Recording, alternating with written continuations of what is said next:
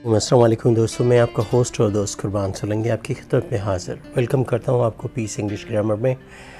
जैसा कि आज लेसन नंबर 12 है और पिछला जो लेसन आप लोगों ने पढ़ा था, सीखा था, वो लेसन नंबर 11 था। 11 नंबर में हमने टेंसेस का या टेंस का इंट्रोडक्शन किया था, कम्प्लीटली सिर्फ इंट्रोडक्शन किया था। आज से हम टेंसेस को शुरू कर रहे हैं। जैसा कि आपको पता है, हर उस्ताद, हर टीचर टेंसेस शुरू करने से पहले प्रेजेंट सिंपल का इस्तेमाल करता है, या प्रेजेंट कंटिन्यूस या present past continuous, past simple. लेकिन मैंने उससे भी पहले टेंसेस का स्टार्ट किया है, वो भी टेंसेस ही कहलाते हैं और उनको प्रेजेंट टू बी टेंस भी कहा जाता है, प्रेजेंट टू बी वर्ब्स भी कहते हैं। और दोस्तों, वो ये रहे आपके सामने प्रेजेंट टू बी वर्ब्स जो हैं, यहाँ पर इज़, एम एंड आर, ये है प्रेजेंट टू बी टेंस के बेसिक से बेसिक। इनमें एक्शन नहीं होता। दोस्तों, शुरू करने से पहले मैं आपसे गुजारिश करूंगा कि आप मेहरबानी करके मेरे चैनल को सब्सक्राइब कीजिए और आइंदा आने वाली वीडियोस का इंतज़ार कीजिए। और पिछली जो वीडियो हमने रिकॉर्ड किए हैं वो भी आप देख लीजिए, सीख लीजिए। तो टेंसेस का आगाज़ कर रहे हैं। इससे पहले कि मैं आपको ये बताता चलूँ कि टेंसेस शुरू कर रहे हैं, लेकिन ये देखिए यहाँ पार्ट 1 है। ये प्रेजेंट टू बी टेंस है, लेकिन इसका पार्ट 1 है।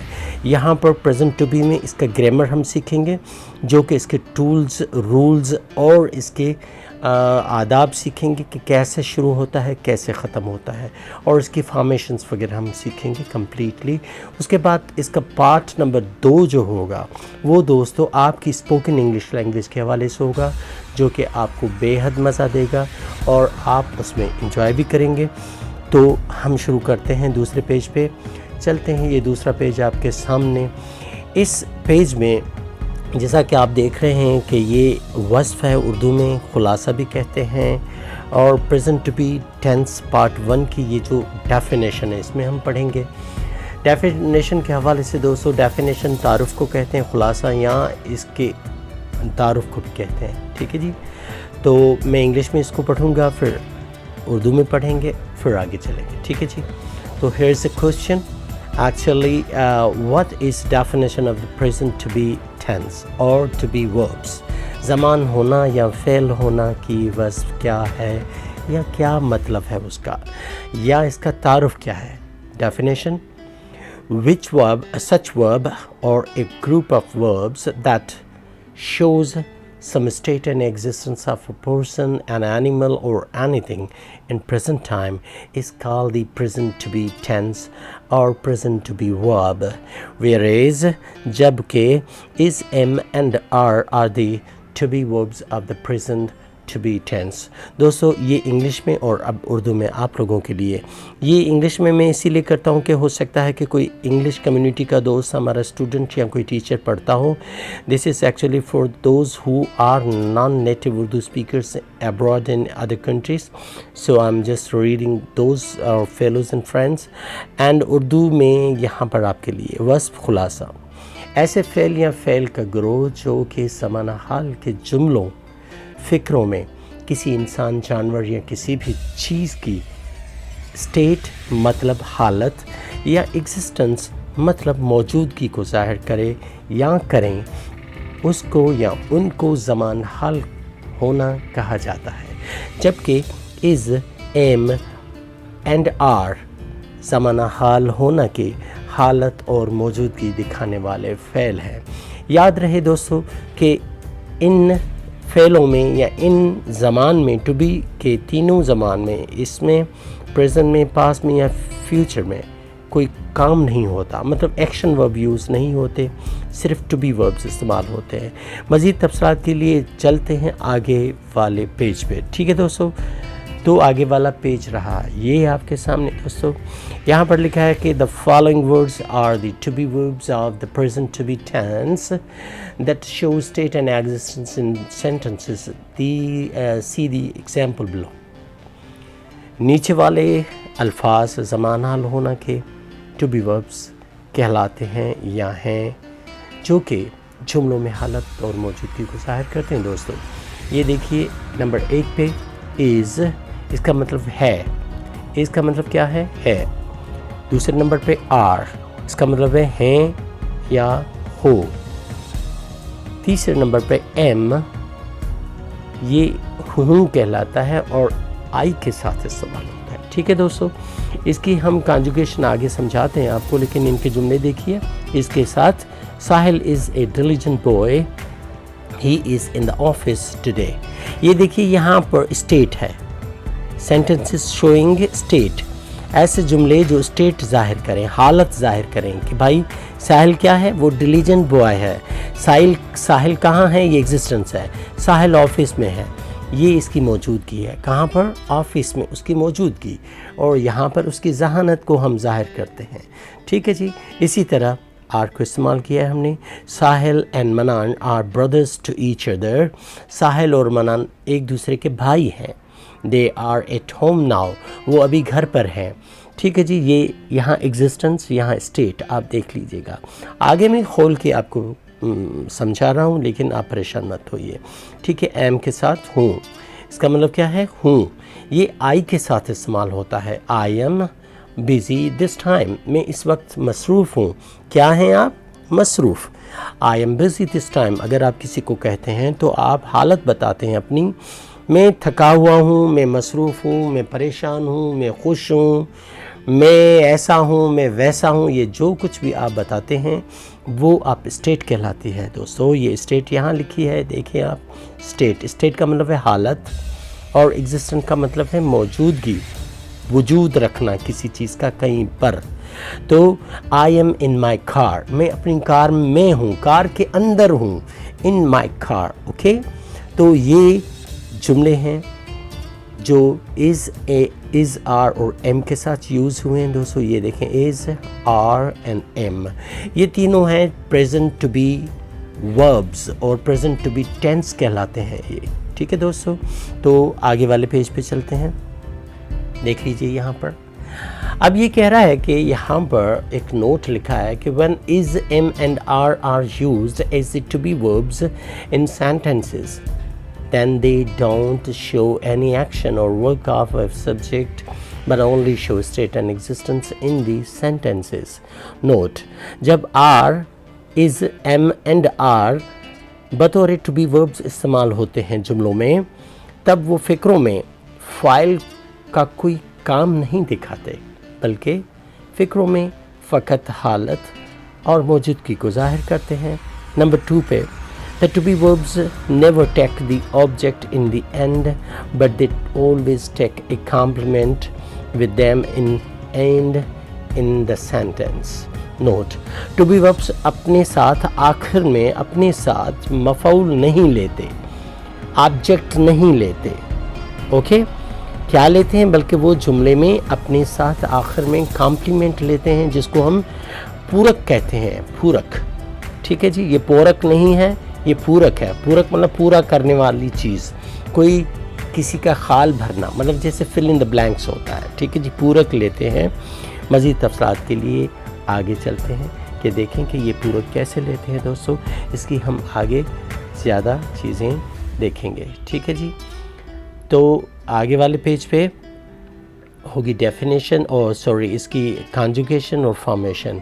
ठीक है जी, कॉन्जुगेशन होगी इसकी, तो वो आप समझ लीजिएगा। ठीक है जी, तो मैं आपको अभी ये समझा रहा हूँ। फॉर्मेशन और प्रेजेंट टू बी टेंस है, यहाँ फॉर्मेशन लिखा है, formation of sentence with to be verbs. To be verbs के साथ फ़िक्रे की बनावट कैसे होती है, देखिए यहाँ पर सब्जेक्ट मतलब फ़ाइल, टू बी वर्ब्स मतलब is, am and are, complement मतलब पोर्क मतलब पूरक, ये पूरक कहते हैं, पोर्क नहीं, पूरक। ओके जी, you are my best friend, तुम मेरे अच्छे दोस्त हो, आप मेरे बेहतरीन दोस्त हो। तो इसको क्या कहेंगे, आप मेरे अच्छे दोस्त हो, इसका मतलब ये है कि आप हालत बता रहे हैं किसी के कि आप क्या हैं, मेरे अच्छे दोस्त हैं, माई बेस्ट फ्रेंड, ये है स्टेट जी। तो ये फॉर्मेशन जुमले ऐसे बनाते हैं, यू को लगाते हैं, आई वी यहाँ लगाते हैं, यहाँ इज़ एम आर लगता है, यहाँ पर कॉम्प्लीमेंट, ये देखिए कॉम्प्लीमेंट मतलब पूरक। ये जो मैंने टेबल आपके लिए बनाई है, ये आपके लिए ख़ास तौर पर मैंने बनाई है बतौर फॉर्मेशन, फॉर्मेशन के साथ फिर कॉन्जुगेशन होगी आगे वाले पेज पे दोस्तों, वो मैं आपको समझा दूंगा। आप देख लीजिए यहाँ पर आइए, कॉन्जुगेशन यहाँ लिखा है, conjugation of is, am and are with different subjects. मुख्तलिफ फ़ाइल के साथ इज़, एम एंड आर का गर्दान, कॉन्जुगेशन को कहते हैं गर्दान या फेरा या चक्कर भी कहते हैं इस्तेमाल। ठीक है जी। अब देखिए ये फ़ाइल हैं आपके I, we, you, they, he, she, it. अब देखिए आई के साथ क्या आया, एम, और ये जमा के साथ वी, यू, दे के साथ आया आर, ही, शी, इट के साथ आया इज़, और इन तीनों के साथ इज़ लगता है। तो जुमला कैसे पढ़ेंगे, I am so much glad today, मैं आज बेहद खुश हूँ। We are so much glad today, हम बहुत खुश हैं आज। और यू आर ग्लैड, या you are so much glad today, they are so much glad today, he is so much glad today, she is so much glad today, it is so much glad today. Glad का मतलब है खुश होना, pleased, happy इसको कहते हैं। So much का मतलब है बहुत ज़्यादा, टुडे का मतलब है आज। आज हम क्या हैं, बेहद खुश हैं। मैं आज क्या हूँ, बेहद खुश हूँ। आप आज क्या हैं, बेहद खुश हैं। तो दोस्तों ये कॉन्जुगेशन है, इस तरह ये इस्तेमाल होते हैं, इनको टू बी वर्ब्स कहते हैं। यहाँ पर आप देखेंगे यहाँ कोई गो, वेंट, गॉन, थर्ड फॉर्म या फर्स्ट फॉर्म या सेकंड फॉर्म कहीं भी नहीं लगी। तो दोस्तों ये यहाँ का चक्कर था। आगे वाले पेज पे हम और चीज़ें करते हैं। देख लीजिए जनाब, ये मॉडल सेंटेंसेस हैं, एग्जाम्पलरी सेंटेंसेस कहते हैं या मॉडल सेंटेंसेस कहते हैं बेसिक इंग्लिश ग्रामर में, टू बी टेंस में। तो ये सेंटेंसेस हैं इज़, एम एंड आर के साथ, और यहाँ पर जुमले हैं 5 आपके लिए मैंने लिखे हैं जी। You are always ready for work. I am a government servant. The children are in the garden. Sarah and Seema are in the college. Ali is confused today. Shops are closed now. ये इनकी उर्दू में। आप हर वक्त काम के लिए तैयार होते हैं या रहते हैं। मैं एक सरकारी मुलाजिम हूँ। बच्चे बाग में हैं। सारा और सीमा कॉलेज में हैं। अली आज घबराया हुआ है। दुकानें अभी बंद हैं। तो इस तरह की जो भी गुफ्तगू करेंगे वो टू बी टेंसेस में या टू बी वर्ब्स में की जाती है। तो टेंस का मतलब है टाइम। अब ये टू बी टाइम है, इसमें आप काम नहीं दिखा रहे हैं लेकिन आप हालत और मौजूदगी बता रहे हैं।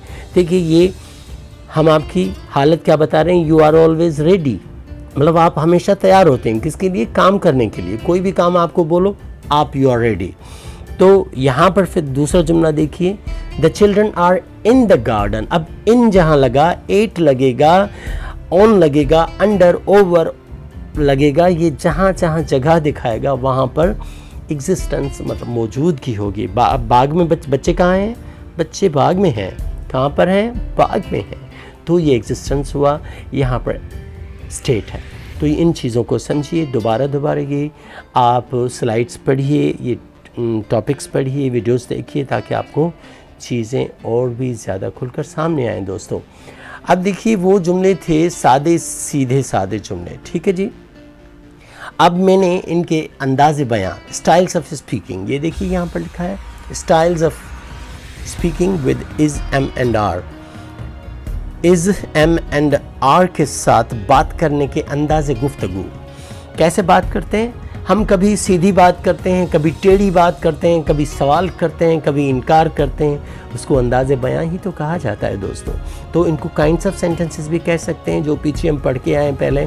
लेकिन ये असल में गुफ्तगू के अंदाज़े बयां होते हैं जो हम बयान करते हैं। तो अब चलते हैं जुमले पढ़ने के लिए। फ़याल इज़ ए गुड गर्ल। क्या फ़याल एक अच्छी लड़की है।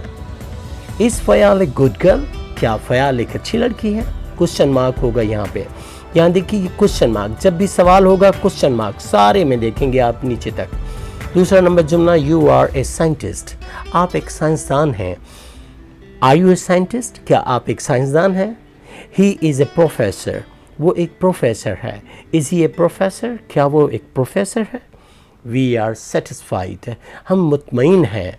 आर वी सेटिस्फाइड, क्या हम मुतमईन हैं। ये सवाल है, यहाँ सीधी बात है, यहाँ सवाल करते हैं, खुद से ही सवाल करते हैं, ठीक है जी। लव इज़ हार्मलेस, मोहब्बत बेखतर है, बेखतर है, हार्मलेस है, मतलब इसमें कोई ख़तरा नहीं है। मोहब्बत वो चीज़ है। इस लव हार्मलेस, क्या मोहब्बत बेखतर है, बेज़रर है, नुकसान ना देने वाली चीज़ है? Yes of course, love is harmless. Okay दोस्तों, ये दो अक़साम, एक यहाँ सादे जुमले, यहाँ पर इसके इंट्रो। अब चलते हैं नेगेटिव और इंट्रोगेटिव पे, फिर एम्फेटिक करते हैं। इन्हीं के अंदाज़, इनके 5 अंदाज़ होते हैं बात करने के, जो मैंने आपको पहले भी कभी बताए होंगे पिछले लेसन्स में, जो बेसिक हमने शुरू किया था। तो अब styles of speaking with is am are वही होगा, लेकिन यहाँ नेगेटिव सेंटेंसेस होंगे और यहाँ पर interrogative and negative together. Interrogative and negative together. क्या तुम चोर नहीं हो, क्या तुम अच्छे आदमी नहीं हो, इस तरह बात जब करते हैं तो इंट्रोगेटिव एंड नेगेटिव होता है। और दोस्तों यहाँ पर सिर्फ सीधी नेगेटिव बात होती है, वो होती है Fayal is not a good girl. Fayal अच्छी लड़की नहीं है। You are not a scientist, आप एक साइंसदान नहीं हैं। He is not a professor, वो एक प्रोफेसर नहीं है। वी आर नॉट सेटिस्फाइड, हम मुतमईन नहीं हैं। किससे? आपकी फ़िर्ज से, आपकी दुकानदारी से, आपकी गुफ्तगू से, आपके अंदाज़े बयान से हम सेटिस्फाइड क्या हैं? नहीं हैं। ये नेगेशन है, नेगेटिव है। Okay, love is not harmless, प्यार बेखतर नहीं है, इसमें ख़तरा होता है। ठीक है, झगड़ा हो सकता है, कोई मार सकता है, आप आपस में लड़ सकते हो। ठीक है जी, ये नेगेटिव सेंटेंसेस में नॉट लगा है। लेकिन यहाँ पर देखिए ऊपर, इंट्रोगेटिव एंड नेगेटिव टुगेदर, ये सवालिया और इनकारिया जुमले, इनकारिया या नाकारी जुमले एक साथ होते हैं। Is Fayal not a good girl, क्या फ़याल अच्छी लड़की नहीं है? Are you not a scientist, क्या आप साइंसदान नहीं हैं? Is he not a professor, क्या ये एक प्रोफेसर नहीं है? आर वी नॉट सेटिस्फाइड, क्या हम मुतमईन नहीं हैं?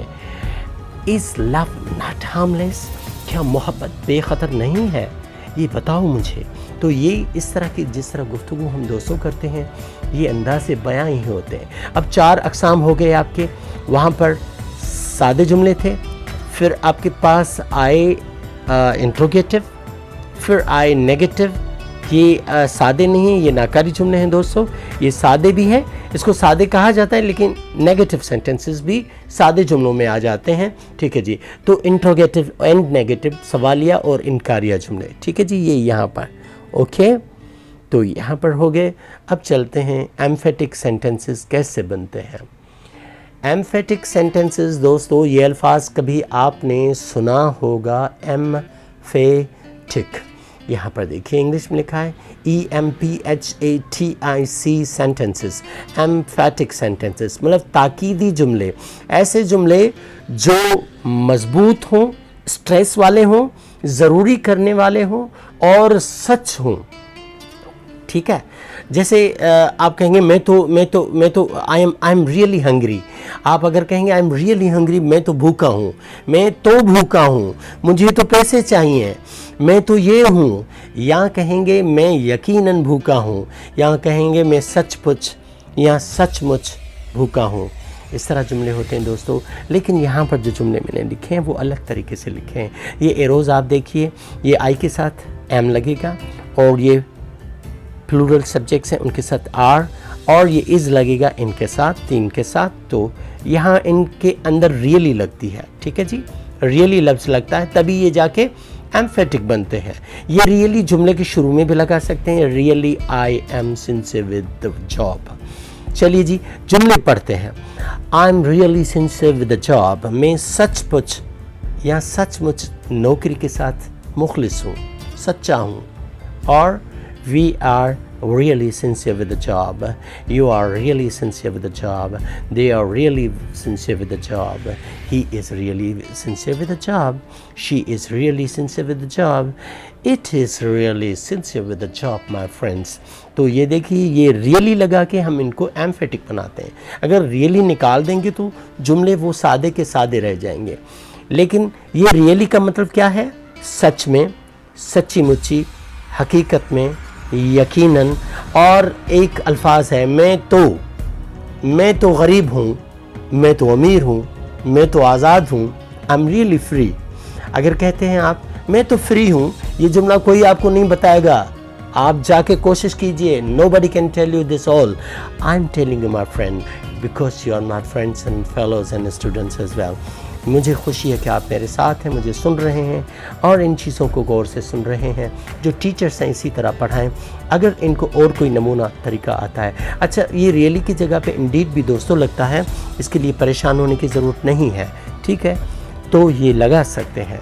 ओके माय फ्रेंड्स, चलते हैं आगे, देखते हैं आपके लिए हम क्या लाए हैं। देखिए आखिर में हम कुछ नहीं लाए आपके साथ, आपके लिए हम लाए पीस इंग्लिश ग्रामर की एक रिक्वेस्ट लाए हैं और आपको थैंक यू कहने के लिए अल्फाज लाए हैं और आपको गुजारिश करने के लिए ये कुछ लिखा है हमने कि भाई आप प्लीज़ सब्सक्राइब दीज सेंटेंसेस और दीज वीडियोस और सब्सक्राइब हमारे चैनल को कीजिए। आपकी बहुत बड़ी मेहरबानी। आप हमें देखते हैं, सुनते हैं, कमेंट करते हैं, आप हमें कमेंट भेजते हैं, बहुत उम्दा भेजते हैं, इनकरेज करते हैं। यकीन कीजिए ये चीज़ें बहुत मुश्किल होती हैं, बहुत गर्मी में बहुत हसास जगह पे बैठ के ये काम करना पड़ता है, तब जाके हम एक वीडियो भर पाते हैं। 4-4 दिन लग जाते हैं दोस्तों। अगर कुछ दिन देर लगे तो ये ना समझना कि ये चैनल बंद हो गया या चैनल नहीं चलेगा। दोस्तों ये चलेगा और 150 वीडियो हैं और 150 वीडियोस में क्या क्या नहीं आप पढ़ेंगे, आप यकीन कीजिए। आपको हर वो चीज़ पढ़ाऊंगा जो अमेरिकन इदारों में पढ़ाते हैं। You don't worry about it all, I am with you all the time and I am your tutor and teacher and I am your friend as well. Thank you so much for all. आप अपना ख्याल रखिए, अहलो अयाल का, बच्चों का, भाइयों का, सबका ख्याल कीजिए। Thank you so much ma'am.